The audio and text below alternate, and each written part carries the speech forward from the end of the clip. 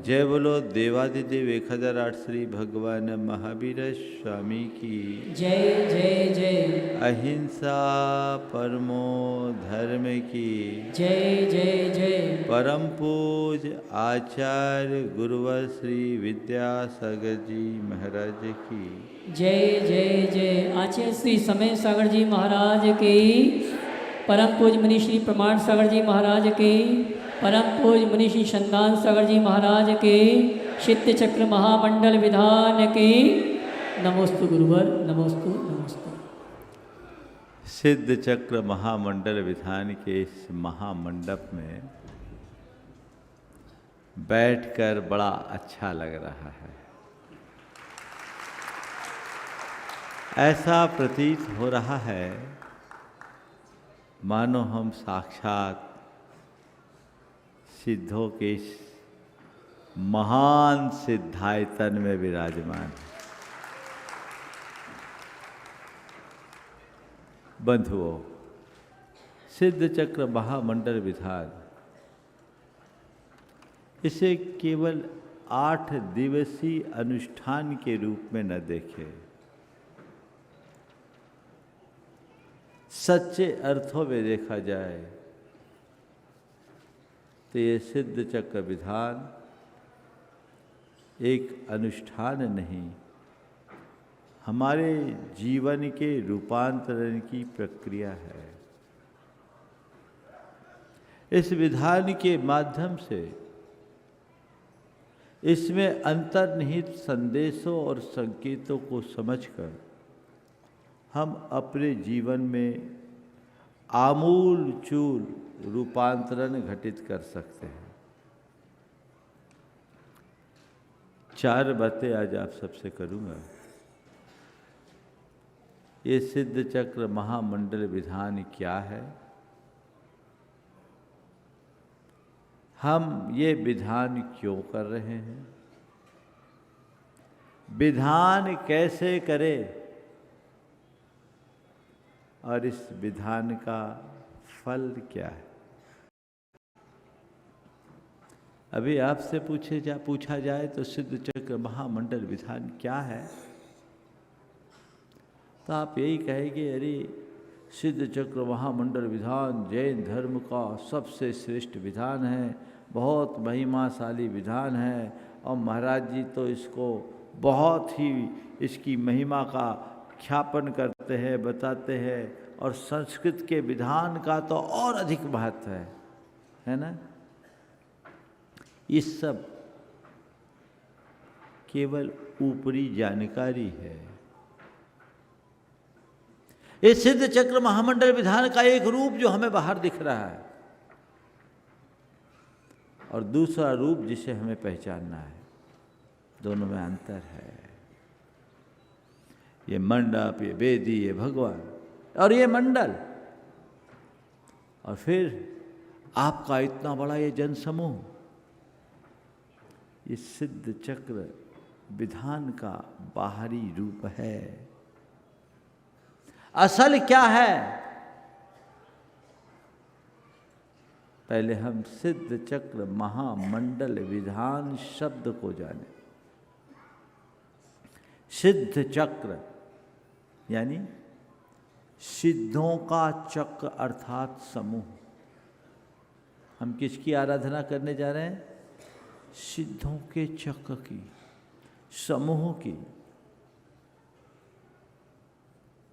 और वो सिद्ध चक्र केवल सिद्धों की ऐसी आराधना नहीं कर रहे, महामंडल के साथ आप सबके बीच ये मंडल की रचना हुई। ये महामंडल है। ये क्या है, आपने कभी विचार किया? मंडल, मंडल का अर्थ होता है दिव्य शक्तियों के आह्वान के लिए तैयार किया गया एक गुप्त रेखा चित्र। ये जो संरचना आपको दिख रही है ना, ये कोई एक चित्र नहीं, हमारी मुक्ति यात्रा का मानचित्र है, हमारे जीवन के कल्याण का ब्लूप्रिंट है। उसमें उन सब शक्तियों को अंतर्निहित किया गया है जिससे एक आत्मा परमात्मा पने को प्राप्त करती है। उस मंडल की संरचना यहां रखी गई। इसका मांत्रिक, यांत्रिक और तांत्रिक जगत में तो महत्व है ही, इसका आध्यात्मिक मूल्य भी बहुत ज्यादा है। जब आप इस पूरे मंडल को बारीकी से देखेंगे,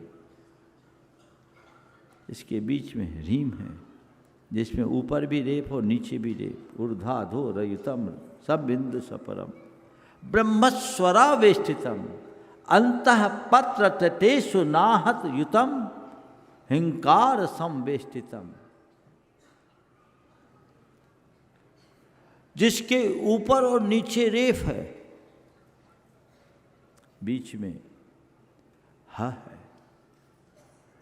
जिसमें बिंदु है ररहम।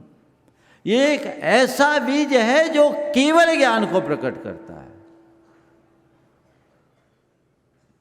जिसमें दो दो अग्नि बीज है। उसके ध्यान से हम कैवल्य को प्रकट करते हैं। हम लोग जो भगवान के पंच कल्याणक में ज्ञान कल्याणक की प्रारंभिक क्रिया शुरू करते हैं तो सबसे पहले नाभि में इसी बीज को अंकित करते हैं, क्योंकि ये केवल ज्ञान का बीज है।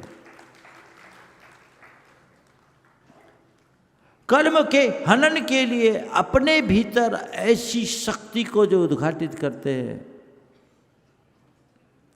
उनके जीवन में ही अध्यात्म का प्रकाश प्रकट होता है।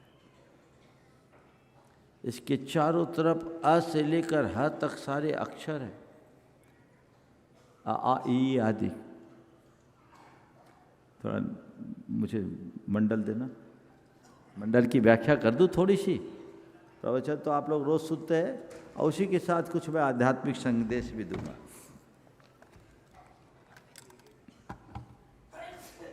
आप लोग के पास मंडल है और इस मंडल में मुख्य रूप से पंच परमेष्टि हैं।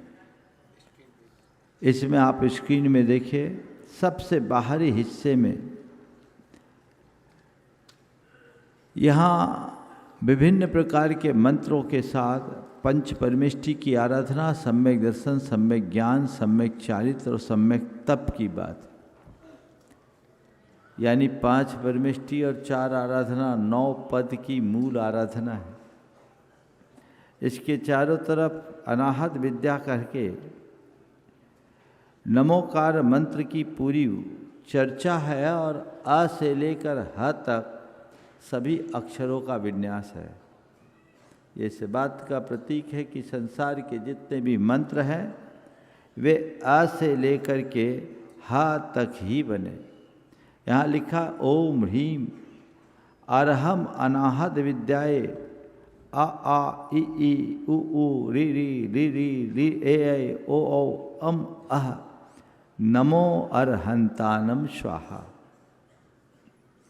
ये अरहंत परमेष्टि के साथ अ से लेकर ह तक 16 स्वर्ग, अ से लेकर अह तक 16 स्वर्ग। फिर उसके बाद अनाहत विद्याय में नमो सिद्धानम में कवर क से लेकर अंग तक चवर्ग, फिर कवर्ग, फिर चवर्ग, फिर टवर्ग, फिर तवर्ग, फिर पवर्ग, फिर यार लवा और फिर श ह। ये 8 कोठों में ये जो मंत्र लिखे हैं, ये सारे मंत्रों को इसमें समाहित माना गया और इसमें पंच परमेष्टि हैं। सम्यक दर्शन है, सम्यक ज्ञान है, सम्यक चारित्र है। इस मंडल की संरचना 4 आराधना और पंच परमेष्टि, इनकी आराधना, और इसी में मध्य में राम रीम रूम रोम रह असिया उषा, ये जो मूल बीजाक्षर है, उन सब को समाविष्ट किया गया है।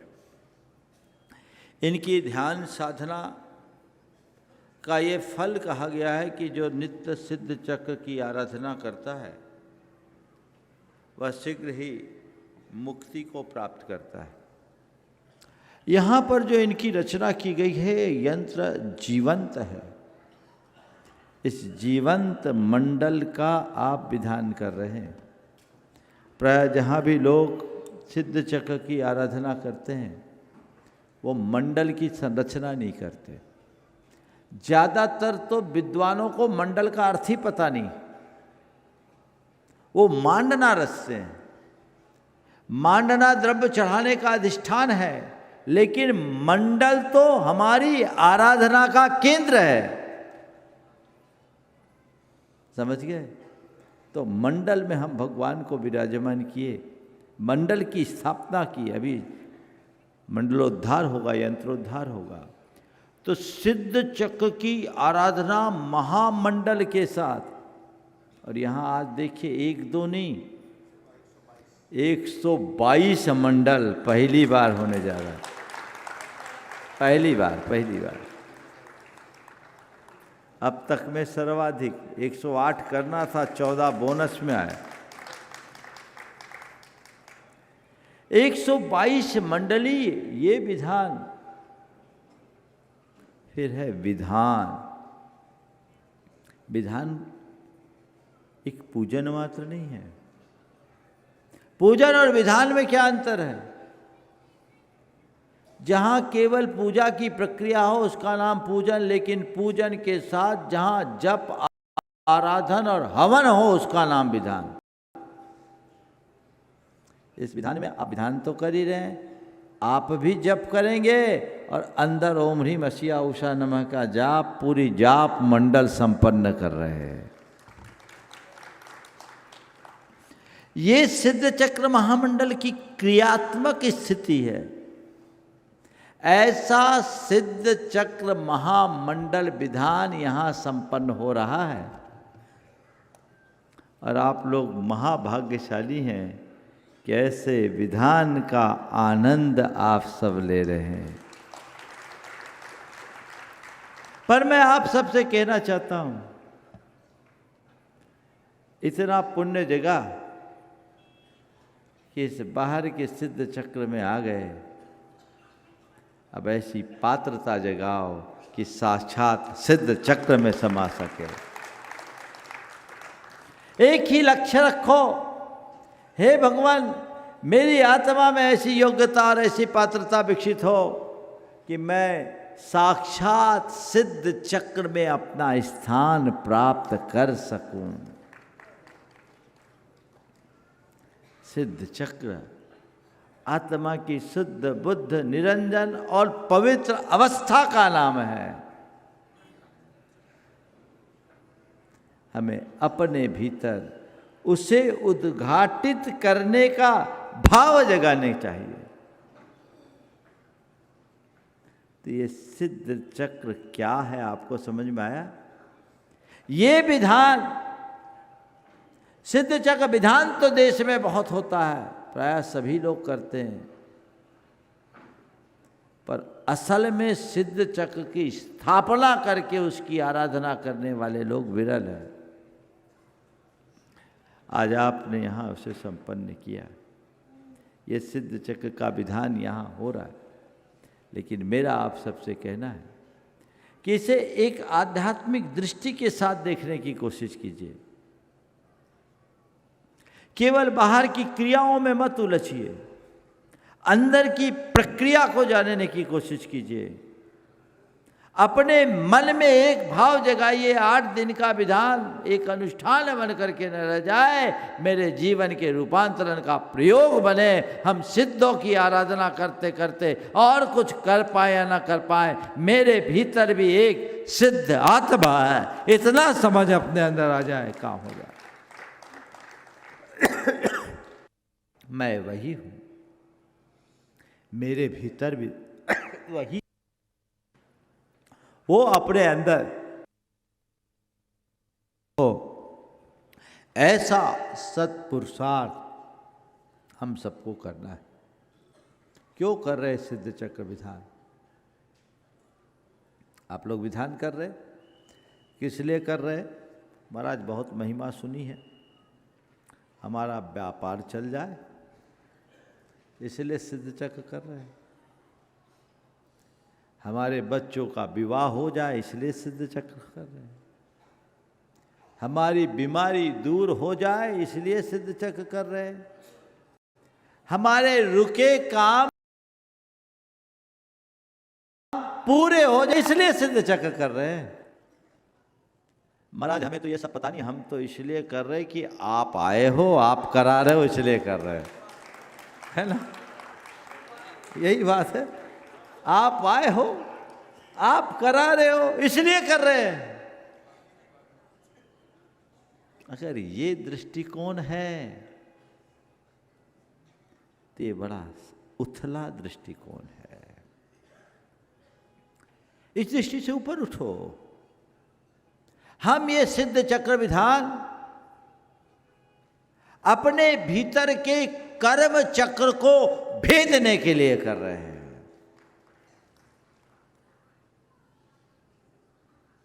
अपनी आत्मा की शुद्धि के लिए कर रहे हैं,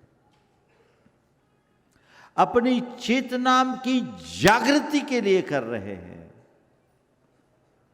अपने श्रद्धान की निर्मलता के लिए कर रहे हैं। ये दृष्टिकोण होना चाहिए।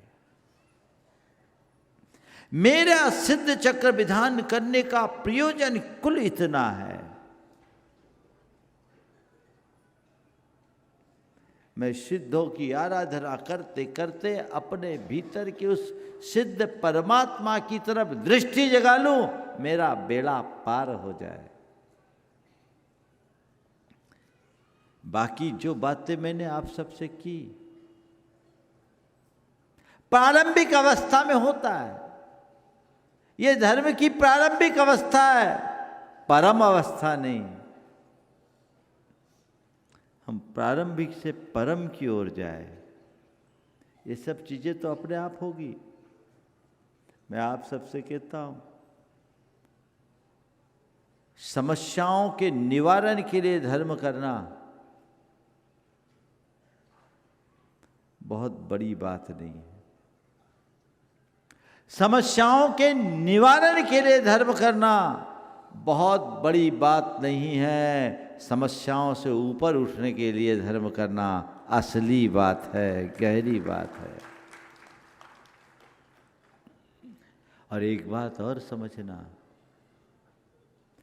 परिस्थितियां हमारे लिए समस्याएं नहीं देती,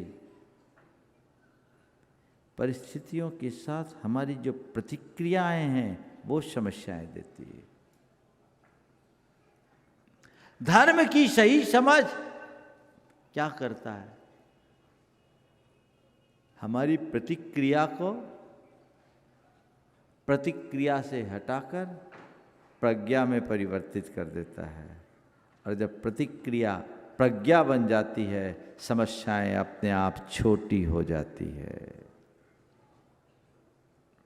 हम लोग कहते हैं कि मैना सुंदरी ने अपने पति के कुष्ठ मिटाने के लिए सिद्ध चक्र विधान किया था, है ना?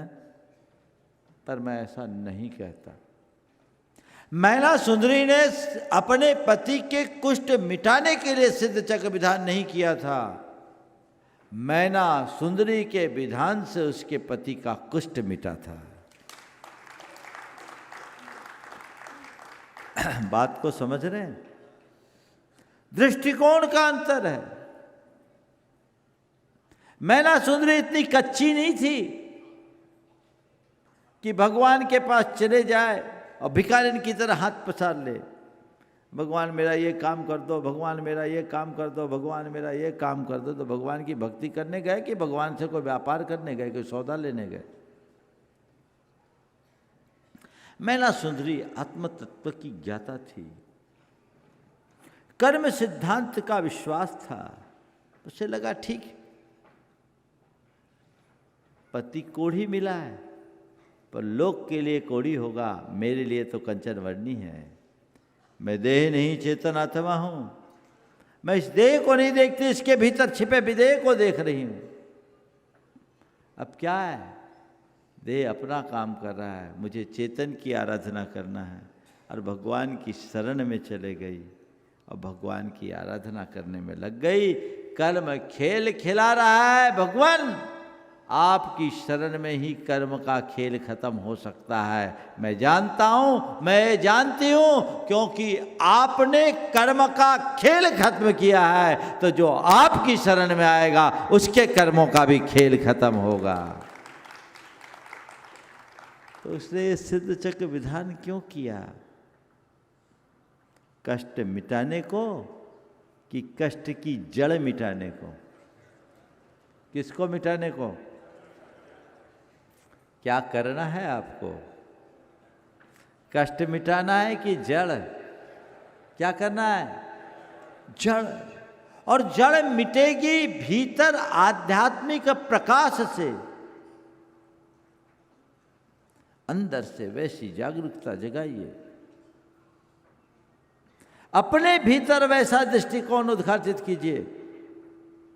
देखिए जीवन में कितना आनंद आता है, कैसा अद्भुत प्रकाश प्रकट होता है। तो जड़ को मिटाने की कोशिश हमें करना है। तो क्यों करना है? अपने कर्म को काटने के लिए करना है। और कर्म कटेगा कैसे? भेद विज्ञान के बल पर। शास्त्रों में अरहंत भगवान की भक्ति को सम्यक्त कहा है। क्यों कहा? ओम। अरहंत भगवान की भक्ति को सम्यक्त कहा। क्यों कहा? अरहंते सुभक्ति सम्मतम क्यों कहा? जो अरहंत परमात्मा की शरण को स्वीकारता है उसे अपनी आत्मा का बोध होता है, और जिसे अपनी आत्मा का बोध होता है उसके लिए संसार की सारी समस्याएं अर्थहीन लगने लगती है, क्योंकि उसे समझ में आ जाता है ये समस्या बाहर है, भीतर कुछ नहीं। मैना सुंदरी के लिए उसके पति का कोढ़ नहीं दिखता था, व्यवहार में उसके पति का परमेश्वर दिखता था, और निश्चय में पति के भीतर बैठे सिद्ध परमात्मा दिखते थे। वही मैं हूं। बस ये दृष्टिकोण अपने भीतर विकसित करना चाहिए।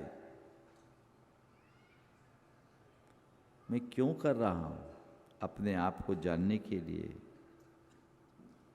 अपनी आत्मा के शोधन के लिए। चीजें अपने आप बदल जाएगी। दृष्टिकोण बदलिए। ये मेरा लक्ष्य होना चाहिए, ऐसी दृष्टि होगी तो सिद्ध चक्र की आराधना का एक अलग आनंद होगा। बाहर से आपको जो कुछ भी करना था आपने कर लिया, जो लगाना था वो भी आपने लगा लिया। अब क्या करना है?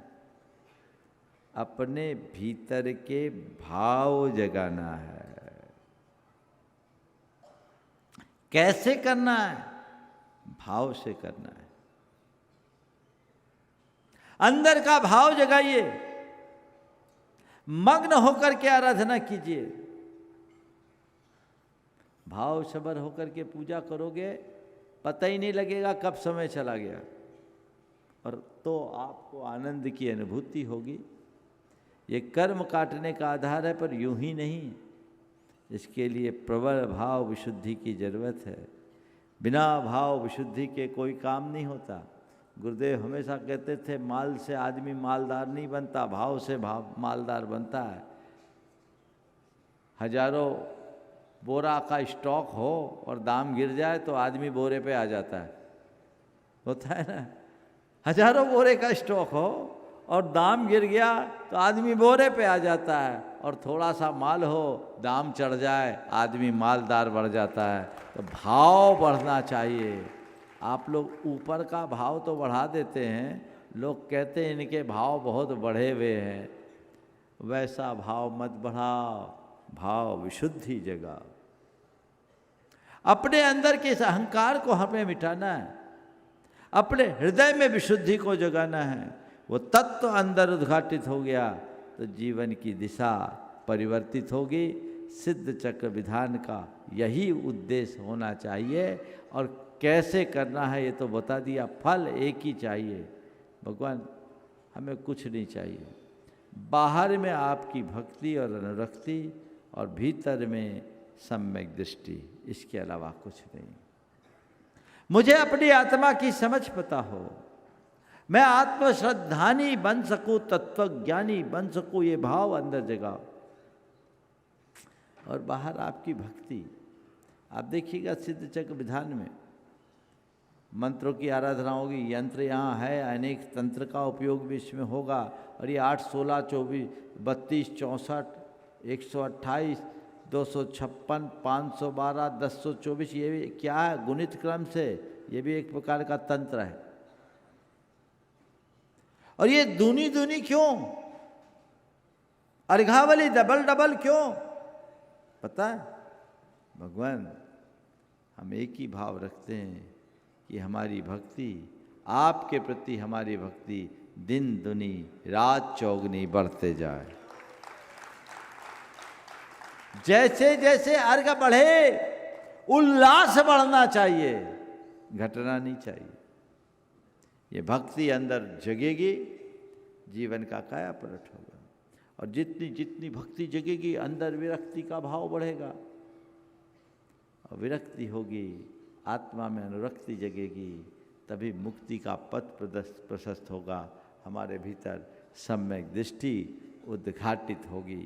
आज संक्षेप में मैं इतनी बात करूंगा, छोटा सा एक भावना योग जरूर कराऊंगा आज के संदर्भ में, और उसके बाद फिर हम सिद्ध चक्र एक अलग भाव दशा के साथ भर करके करेंगे। बंधुओं, आज का ये जो नज़ारा दिख रहा है, देख करके मन को बहुत आनंद है।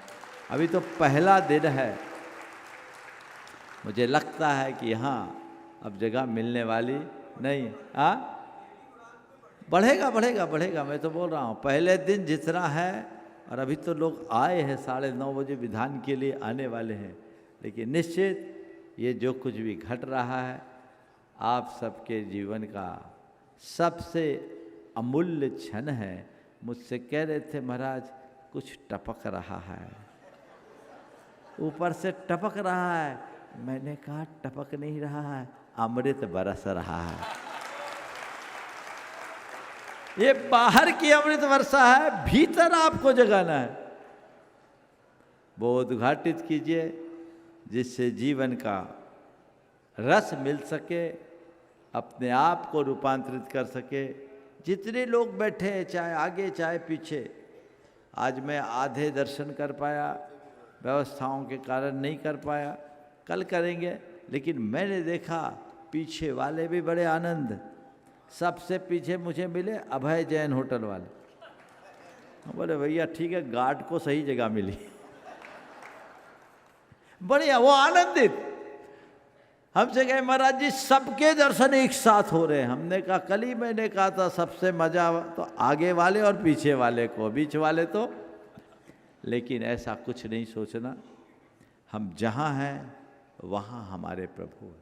हम आराधना करें, आनंद के साथ करें, उल्लास के साथ करें, उमंग के साथ करें। छोटा सा एक 3-4 मिनट का भावना योग हम करेंगे और फिर आज की सिद्ध चक्र की आराधना की प्रक्रिया को आगे बढ़ाएंगे। सहज बैठ जाएं, सीधी गहरी सांस। सांसों के क्रम को सामान्य बनाइए।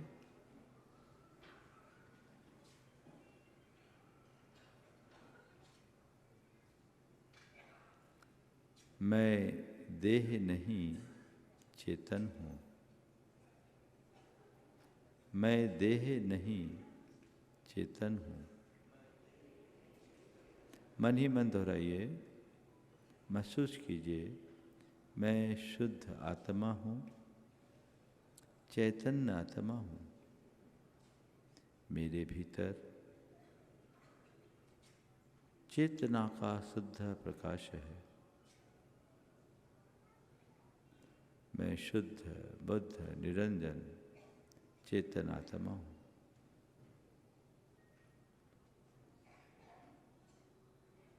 सिद्धोहम सिद्धोहम शुद्धोहम शुद्धोहम बुद्धोहम बुद्धोहम सोहम सोहम सोहम सोहम। मैं सिद्ध बुद्ध निरंजन आत्मा हूँ। महसूस करे मेरे भीतर, मेरे हृदय में एक ऐसा प्रकाश प्रकट हुआ है जो सब तरफ फैल रहा है और मुझ में सर्वत्र शुद्धता का संचार हो रहा है। मेरे हृदय से वह शुद्ध प्रकाश शुद्धता का संचार करते हुए चारों ओर फैल रहा है।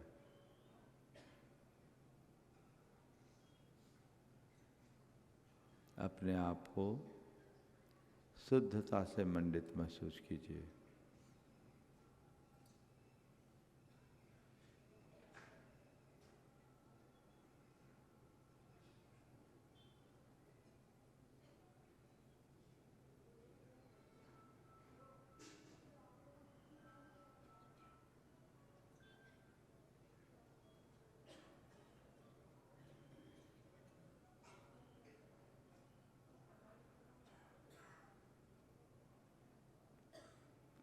मैं शुद्ध आत्मा हूँ। मैं सहज आत्मा हूँ। मैं सिद्ध आत्मा हूँ।